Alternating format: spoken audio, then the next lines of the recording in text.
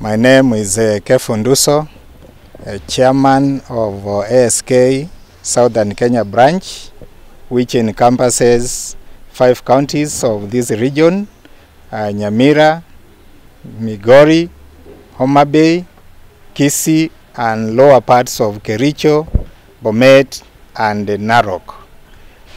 Today, as you are seeing, we have staged a very wonderful meeting by our exhibitors purposely for our show preparation, which is starting on 11th to 14th of July this year.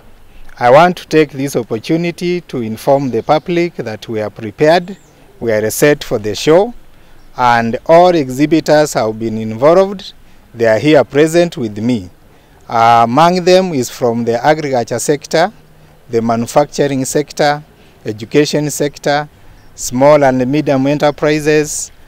Schools have been invited in plenty. So mine is to urge you that you come so that now we learn new technologies and innovations that are in connection to the matters of climate change.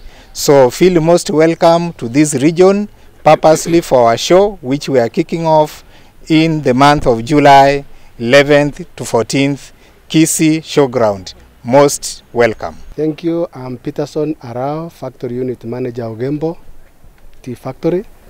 And on behalf of KTDA, we are also representing, we will be here during the show on 11th to 14th.